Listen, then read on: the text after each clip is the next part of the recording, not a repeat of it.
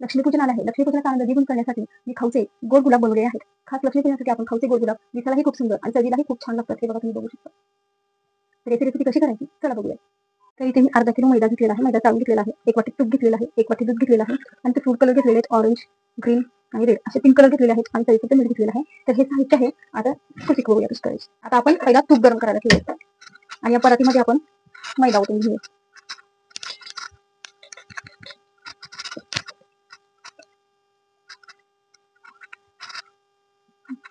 आता या पिठामध्ये आपण थोडंसं चवीपुरतं मीठ टाकून घेऊया आणि थोडंसं असं हाताने मिक्स करूया.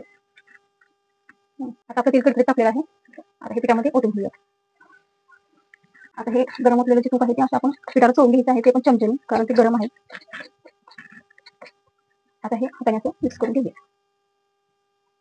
आता हे आपलं जे तूप आहे ते पिठाला प्रत्येक कणाला लागलेलं आहे बघा. याप्रमाणे आपण चेक करू शकतो. हे असं पूर्ण तूप लागलेलं आहे. आता हे पीठ हे दुधाने थोडं थोडं दूध टाकून हे पीठ मळून घ्यायचं आहे.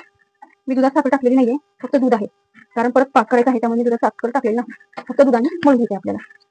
थोडं थोडं दूध टाकून घट्ट गोळा मळून घ्यायचा आहे. आता ह्या कणिक मळून झाले आहे माझं आणि एवढं कणिक मळायला मला बरोबर 1 वाटी दूध लागलेलं आहे.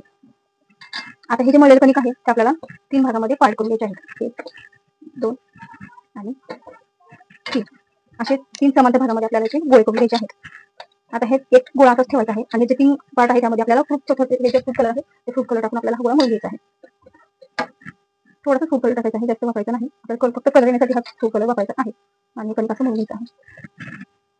तर या प्रकारे याचा पिवळा, हिरवा आणि लाल आणि पांढरा असे 4 भाग करून घेतलेत आणि 3 कलरमध्ये फूड कलर घातलेला आहे आणि हा भाग आधीच ठेवलेला आहे. आता याचे छोटे छोटे असे गोळे करून घ्यायचे आपल्याला. प्रत्येक कलरचे असे छोटे छोटे गोळे करून घ्यायचे आहेत. प्रकारे आपल्याला गोळे बनवायचे आहेत. तर याचे आपल्याला छोट्या छोट्या पुऱ्या लाटून घ्यायच्या आहेत.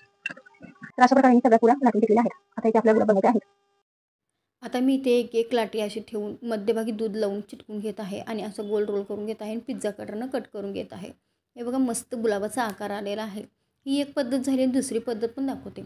एकावर एक अशा पुऱ्या ठेवायच्या आहेत आणि त्या अशा दुमडून घ्यायच्या आहेत आणि खाली असा दांडा करायचा आहे. तर हे मोठे गुलाब होतात आणि ते छोटे गुलाब होतात. अशा 2 पद्धतीने गुलाब बनवलेले आहेत.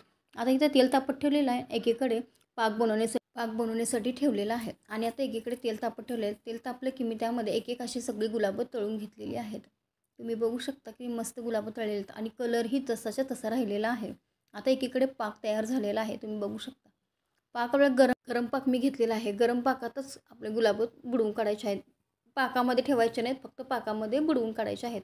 तर मी एक एक अशी सगळी गुलाबं पाकामध्ये बुडवून काढत आहे. तुम्ही बघू शकता व्हिडिओमध्ये दाखवल्याप्रमाणे. या पद्धतीने मी सगळ्या गुलाबांना पाक लावून घेतलेला आहे.